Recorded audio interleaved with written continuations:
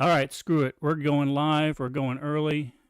Welcome, everybody, to the Eden Army podcast. My name is Pete Robertucci. We are streaming not only on Kick, but we're also streaming on YouTube, maybe Facebook if it's working. Not sure. Don't care, really.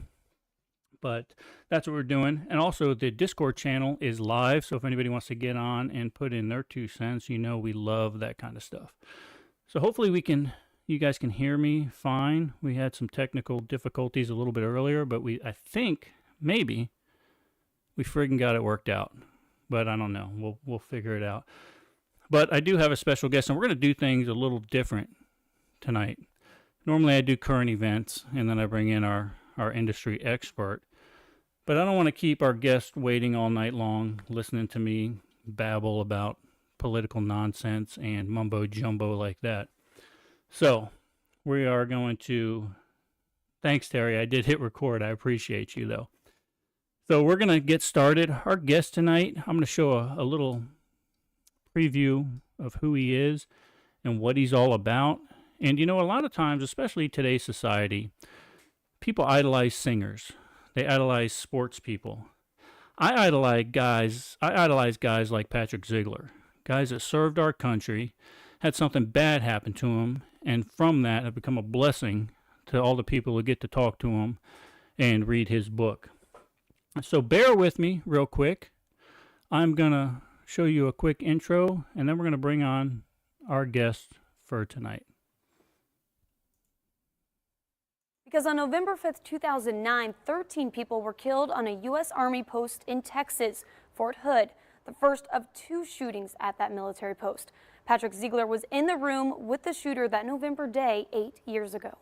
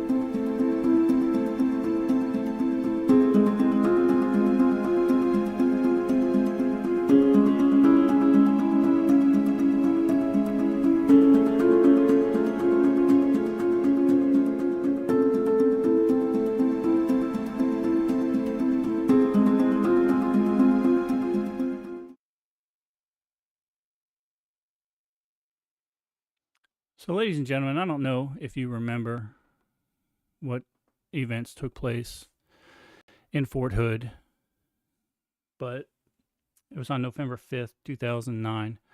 But what I can tell you is that there are a lot of heroes that day, and I'm proud to have one of those heroes with us tonight. Mr. Patrick Zeigler, I didn't realize, sir, that you live so dang close to me. Yeah. And the funny thing is, I was actually getting my hair cut, and our mutual friend said, hey, you know this guy? He wrote this book, and you should get to meet him because he's a cool cat. So, Pat, I thank you certainly for being here with us tonight. And, you know, I really appreciate you taking your Friday to be with us. Yes, Pete, thank you so much for having me. It's really an honor to get to know somebody else around this area who's published. And somebody, I think it's really interesting what you're doing here. Well, and we live right down the road from each other. Yeah, and that's hard to believe. It is such a small world, isn't it? Yeah. So, Pat, I know you probably couldn't hear it very much at the beginning, but I did kind of just give a brief synopsis of what you went through on November 5th, 2009. And tell my audience, people that don't remember, or heck, maybe even people that are too young to remember, what happened on that day. First of all, tell us though, what was your job? You were in the Army, right? And what was your MOS? What was your job in the Army?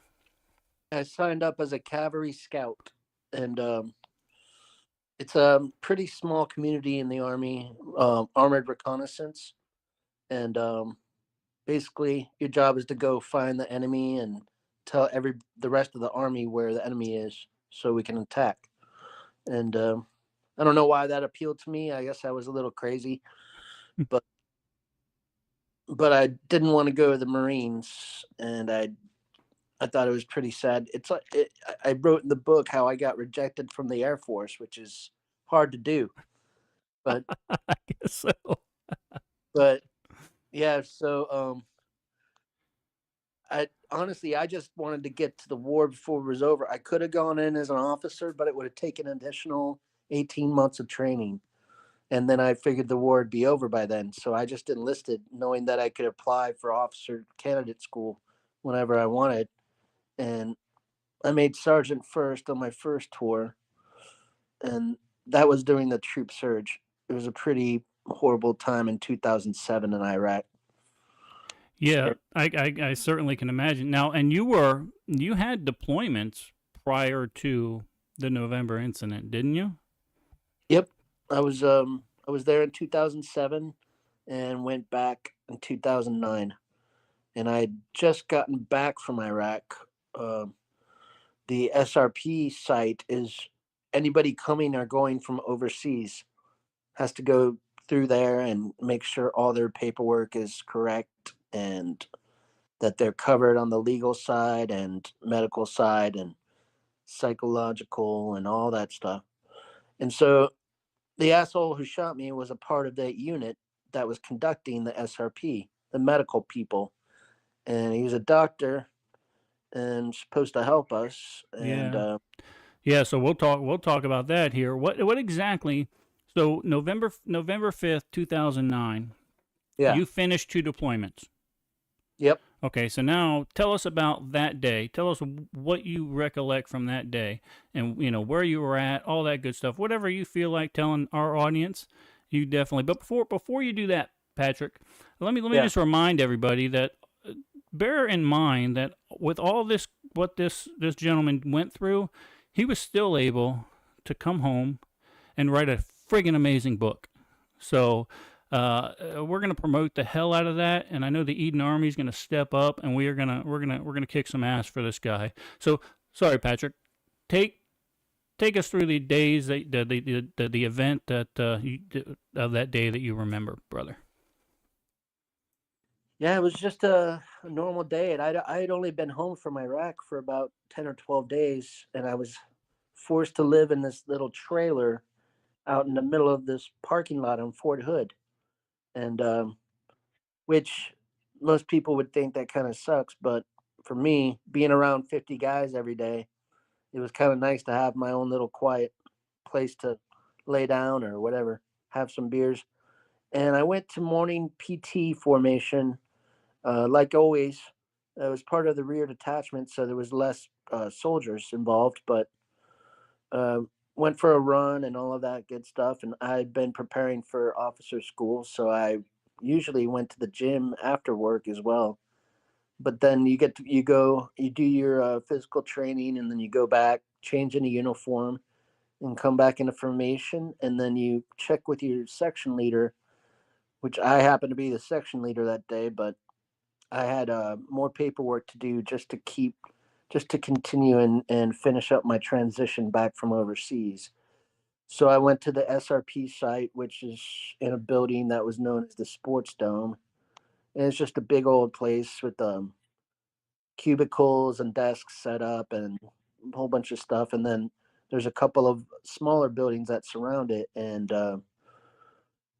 so I started off in the Sports Dome, just doing paperwork, bullshitting with the soldiers that are around me, and pretty boring morning, just moving through the stations. I it was paperwork, and 11:30 I said I'm going to lunch, and I drove almost on the other side of base to get some Hawaiian food, some plate lunch, which is where I went to high school and everything. It's a long story, but that day when I was coming back from lunch, I decided I was probably just going to go back to my trailer and have a couple drinks and relax instead of having to finish that paperwork that day.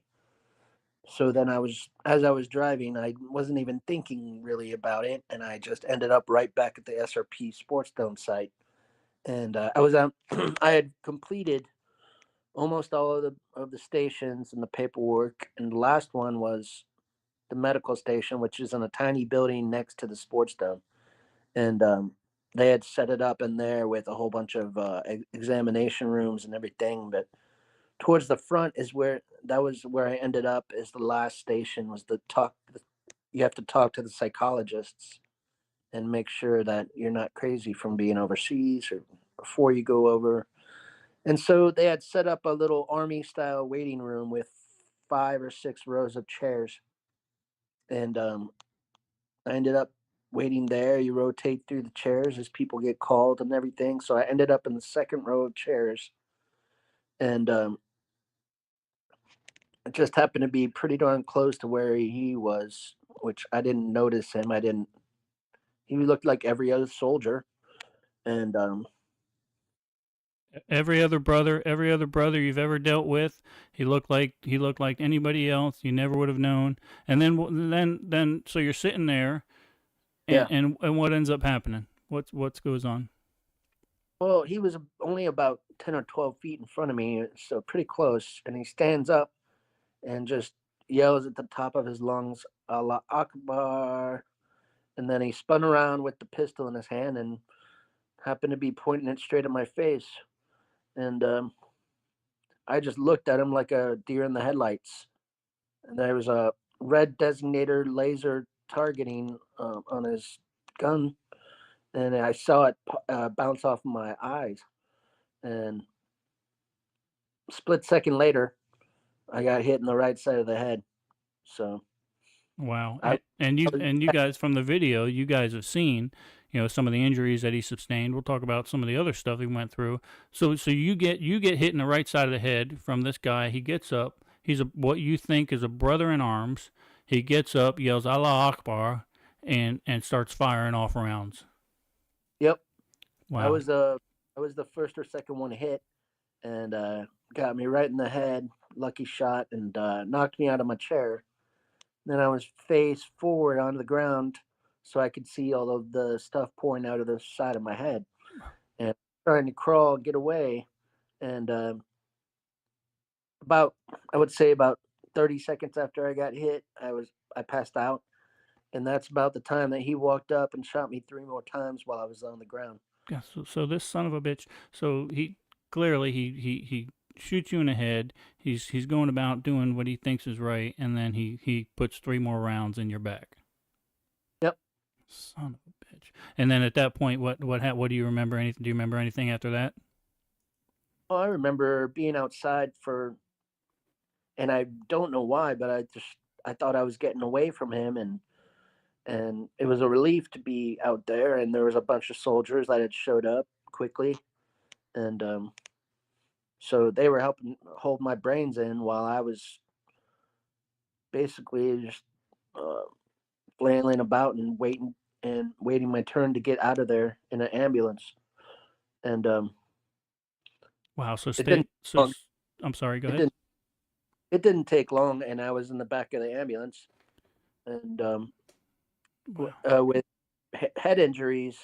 One of the most prevalent symptoms is nausea, and I just remember I wanted to puke, and I had just eaten lunch about an hour before, and I couldn't puke just because I didn't want to mess up the ambulance. Oh, wow. Look at that. So even though he's shot in the head and 3 times in the back, he's still concerned about messing up the ambulance for the poor paramedics. Well, I appreciate that because I was a paramedic at one time, so I appreciate that. Wow, Yeah, Patrick, it really was the head paramedic. She told me just puke. You can yeah. go ahead and puke. I didn't want to. I don't know. I just barely was hanging on in consciousness, and I didn't want to shut my eyes and try to relax because I knew if I did, I might not wake up. And so we were there. I mean, we were at the hospital on base really quickly, and of course, it was just chaos everywhere. And I mean, they had actually already at that point when I was at the hospital, they had already transported the shooter to the same hospital, but I didn't remember seeing him at all that day after he shot me in the head. But what's ironic is that I was pretty ticked off. I was conscious the whole time. I never lost consciousness until Wow. me.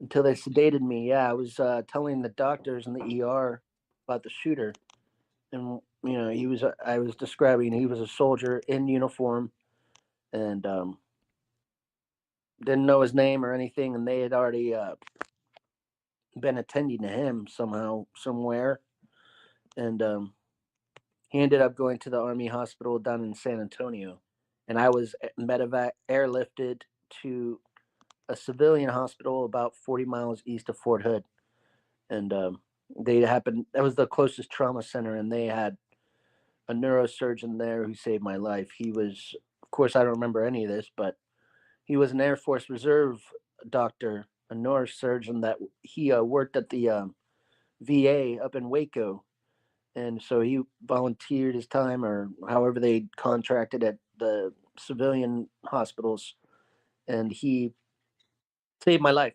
Basically, removed all of the damaged tissue that he could. Some of the pieces of metal were too deep, and he didn't want Wow. to go in and cause more damage. So, So the neurosurgeon. So you get there. What type of injuries did you sustain? Now, clearly you had a head injury. Tell yeah. tell us about that, and then what some of the procedures you had to go through, what you're left with now, and then any other injuries you may have sustained. Yeah, actually, I'm missing 20% of my brain matter. It's almost all of my right hemisphere, but God has blessed me with my left hemisphere, which is all speech, reading, and all of that type of stuff. And so I went through 9 brain surgeries in 2010.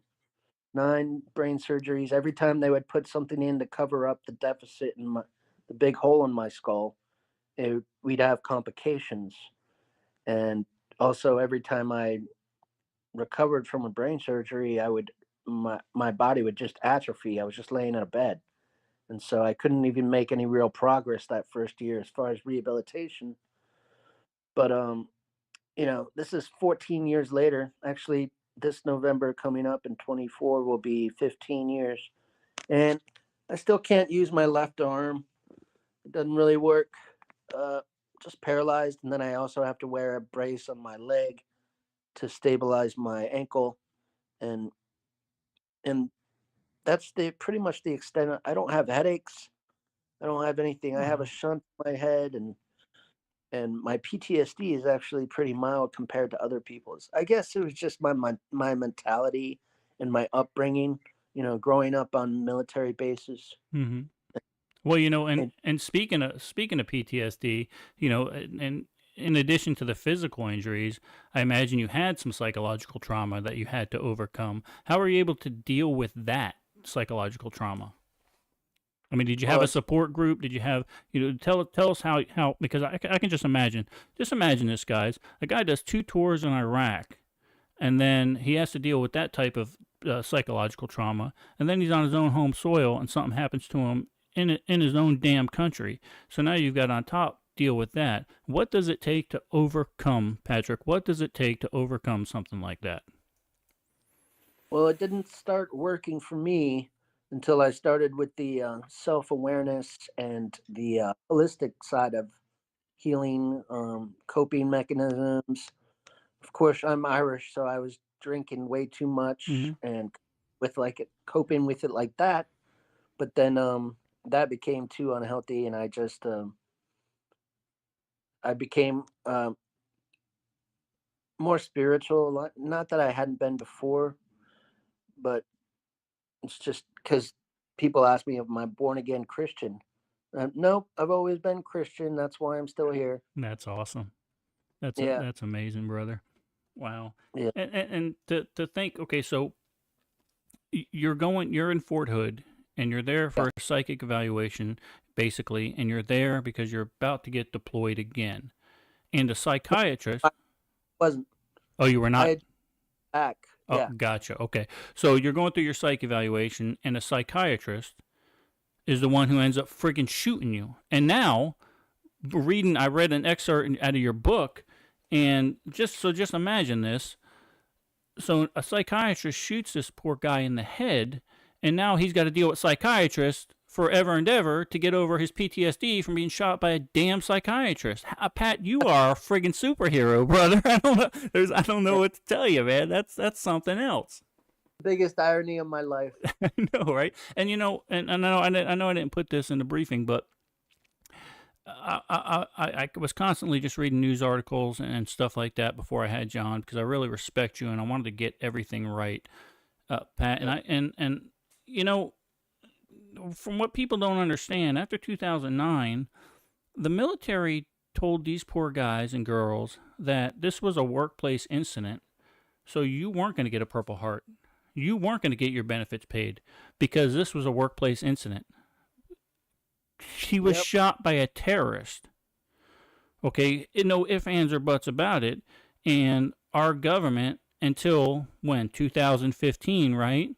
Finally said, no, these guys are friggin' heroes, and they need all the benefits that are afforded to them, whether they're on our home soil or they're overseas. So I'm glad that finally happened for you, Patrick. And I'm telling you, when I was reading that article, I was getting so pissed off until I found out that they had finally. But with all that being said, you went from 2009 all the way to 2015 without those damn benefits. Yep. Wow. Exactly. That's incredible to There's me. a couple politicians trying to save face is what it was. That's all it was, and it got fixed. It was unfortunate, but everything was fixed. The U.S. Senate changed the criteria for the Purple Heart to include terrorist attacks anywhere in the world. As long as you're active duty and you are hit by a legitimate terrorist, then you get a Purple Heart. It doesn't matter if it's in Texas, Europe, wherever. And a guy gets up and screams Allah Akbar. I don't care. He's a terrorist. I don't care. No matter where you're at, this guy's a friggin' terrorist. So, Pat, I understand if you don't want to answer this next question. I get it. But if you had a chance to speak with the shooter, because he's been sentenced to death. Okay, but he's still in prison. Is this correct? Is that right? Yeah. If you had what's that? He's on death row. He's on death row. If you had a chance to speak with him, what would you say? And bear in mind, I don't give a shit about YouTube banning us. I don't care about anything else. I want you, Pat, to speak your mind as a person, as a soldier, as a hero that was shot in the United States by a terrorist. What would you say to this psychiatrist that shot you? Yeah, well, this asshole grew up in Virginia. So I would start there and say, how the hell could you do this to your own countrymen, your own, because he wasn't radicalized until after he joined the army.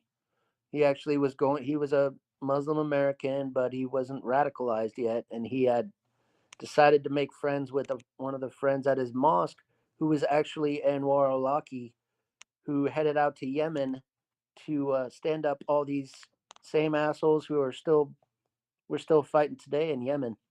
The Houthis, pretty much any Shiite Muslim organization. And anyways, he was talking to al-Awlaki online for up to 2 years before he carried out this attack. It was al-Awlaki who radicalized him and convinced him to do it. So I would say, first of all, what made you, was there I want to ask him if he thought there was incentive to do this besides the cliche answer, 72 virgins type of thing. Yeah. Yeah, did he get something, and what was he approached because of his position in the military? That makes sense. Well, let me tell you what, you're a lot nicer guy than I am, because my words would have been a lot more harsher than yours were. I just said I would start. I didn't say I would finish. That's a good point. That is a good point. So, hey guys, if you have any questions for Patrick, make sure you go ahead and put them in chat, and we'll try to get to him before we let him go for the evening. I promised him I'd only have him on for a half hour, but I've got a couple more questions. Pat, are you good still hanging out for a couple more minutes? Yeah. Okay, excellent. All right, sweet. So I understand after the incident and after your rehabilitation, that you either Yeah. started or became uh, or started a nonprofit, or you took part in a nonprofit. Is any of that correct? Well, I tried to start my own organization, but it didn't really work out after a couple years. And but I've worked with some amazing groups of people, and that are still working hard today to take care of our vets. And I mean, I've been so blessed. I've been able to travel the world, uh, and there's basically no costs involved. I went to Alaska. I went to South Africa, Israel, all these things just because of the notoriety of what happened to me. And that's unfortunate to me. I kind of feel bad sometimes because there's so many thousands of other soldiers, disabled vets who might deserve that kind of thing too. So now I kind of try to pay it forward, pass the buck, whatever you want to say, and get other guys involved in those same programs and organizations. So Well, very very good. So the best way to reach out to you then, and to help you out, is basically to pick up your book, Both Ends of the Barrel, okay, yeah. By Patrick Zeigler, and we can pick this. Where can we buy this, Pat? I only have it on Amazon right now. I'm just self-published, but I'm trying to get to that next level of publishing, and create a wider audience. And but Well, I right now, on you can go to my website, and there's a link there, okay. or you can just type. You can Google search both ends of the barrel. It'll pop up. Yeah, and it's true. It does. There's a lot of stories about. I mean, as soon as I Google Patrick Zeigler Jr. and Both Ends of the Barrel, the whole damn YouTube Yeah. lights up. So excellent. So best way to get a hold of you and help you is to get a hold of that book, guys. Do him a favor. Let's see. I'm gonna real quick, Patrick. I'm gonna go through some questions here and see if we got any. Okay. Terry says, "How long?" She's so sweet. How long is it going to take before this asshole sentence is going to be fulfilled? That let me ask you a question about that, Patrick. Is that something that the victims are able to attend? I believe that the actual victims' families of those deceased will be able to observe it, but it's not going to happen. He's not going to make it to the death chamber because the federal government executes one prisoner a decade. So taxpayers are just going to continue to pay for him in Yeah, prison for the rest of his he's natural in a life.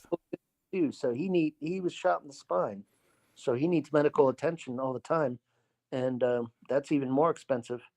Right. So good. Oh, good God. All right. Don't give me. Now I just got angry again, Patrick. Sorry. Sorry. No, it's not your fault. I promise. Let me look through chat a little bit more and see if So the any. better best part about it is he's going to get a butt infection because he can't, and Yeah, he's going to rot, literally rot to death. there you go. So maybe that's a better friggin' sentence for him. He'll sit there and Yeah, rot from the ass up. yeah, pretty much. That's And awesome. the day that he dies, I'm buying a trophy with a semi-automatic pistol on top. It's going to say "Winner, November 5th, 2009." You don't buy that. The Eden Army will supply that for you, my friend. I promise you that. I just look forward to that day. Good. Russell, Reverend French says, just let him loose and let the angry army take care of the guy. And we certainly Uh, would. We certainly would. Wow. You know, Patrick, again, I didn't put this in the brief, but I felt compelled to say this to you, and I hope you don't.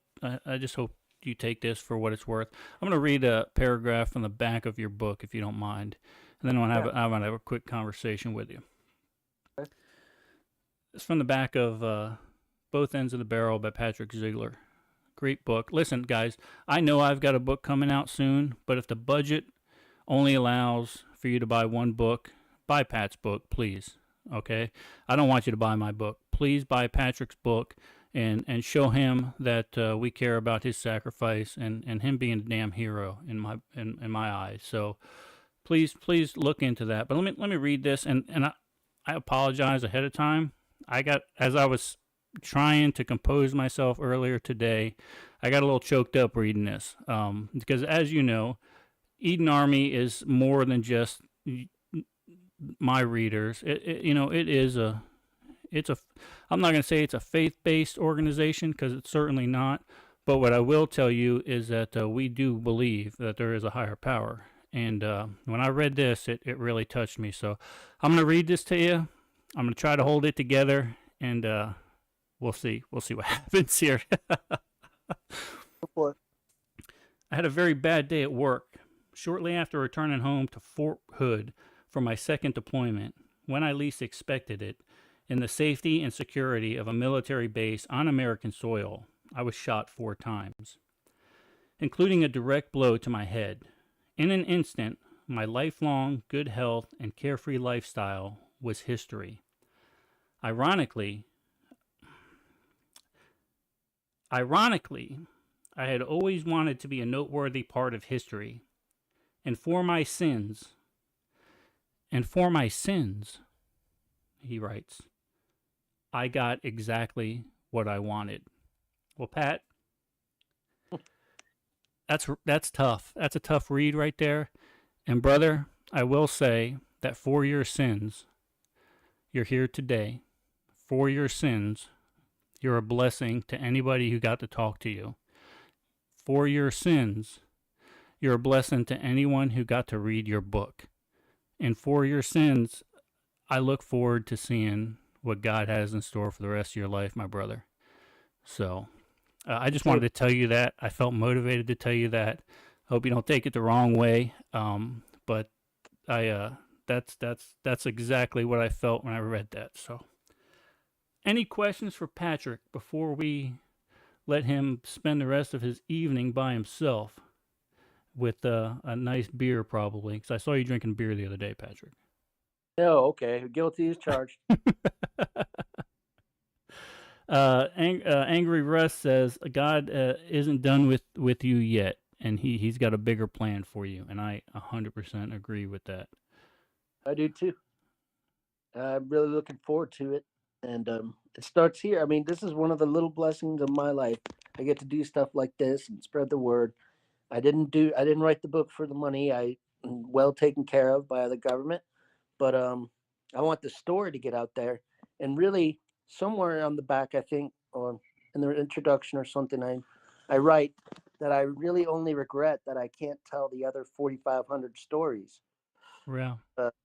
That's just from Iraq. There was about 5,900 in the global war in the last 20 years that we lost, and the ones in this book are just the people that I ran into or that I knew, and that's what's unfortunate. And I can't. In the book, I don't really write anything about the victims or the survivors of the shooting that day on Fort Hood. It's because I didn't know them. As I was coming back from overseas, they were going over. Wow. So Well, that yeah, answers. Chrissy asked a question. She says, "Do any of the survivors ever get together? Do you guys? Do you guys ever get together at all?" they do.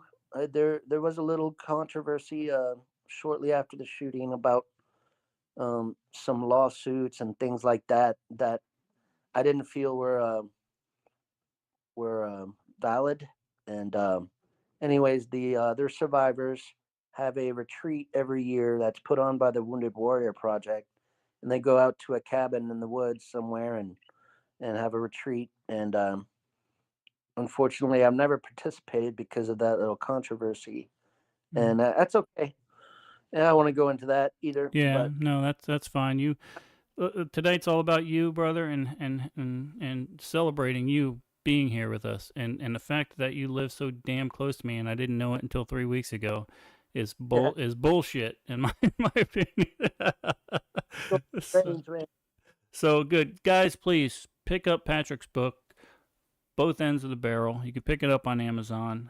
And like I said, if only one book is in the budget for this year, for this quarter, for whatever, for this paycheck, and mine happens to come out, don't you buy mine. You better buy Patrick's first. So, and then maybe we'll get together and see if we can't get them signed from Patrick one time. So that would be kind of cool. So, Patrick, sir, I thank you for being with us tonight. You are a damn hero in my eyes, and you should be a hero in every American's eyes. So, thank you very much. Do you have any closing words? The rest of the time is yours, sir. Okay, I just wanted to say thank you very much for having me on, and I'm really excited to become a subscriber and find out more about the Army. And I think that people just take life for granted. You know, every time there's an attack or a school shooting or something, it's I can't believe it happened here. Well, it's just you got to realize, be aware that we're still in a global war on terrorism. It could be anywhere, anytime, and just don't take your life for granted. And the loved ones around you, just cherish your time. And I love that I'm an American and I got to bleed for this country. And it's actually a really elite club of Purple Heart survivors. The only people I knew beforehand who had Purple Hearts were in the ground. So, Wow. Well, thank you, Pat. Again, sir, you have my number. You are right around the corner. If you need yep. anything, you reach out to me anytime you are promoting something. Oh, you told me earlier. I don't know if this is news or whatever, but the Audible version, you're working on an Audible version of the book. That doesn't mean, guys, wait for the Audible to come out. Get the damn hard copy so you can get it signed from Patrick, and then get the Audible later. But you may have an Audible book coming out, huh? Yes, sir. It'll still take about a month to get it up online, but I started the recording and I'm going to continue that over the next 2 weeks, and then after it's edited and posted onto Amazon Audible, then it'll be available. But Well, we're looking pretty good on Amazon. I encourage anybody who's interested in any of this military type of stuff. It's a good read. it It's really easy. is. It's an easy read. It's a good read. He's a much better writer than I am, by the way, in case you were wondering. So it looks like they're getting some notes on chat that they're already ordering your book. So that's good. Hopefully, you see a little bump in sales. But Patrick, I appreciate you, brother. Anytime you want to come on, we're on every Friday night. You know how to get Oh, a hold of me, and if you need yeah, any, what's that? I hope to get back on one of these days. Anytime. I'm on every Friday night, and I need a guy on that's smarter than me. So I'm glad, I'm glad I finally met you.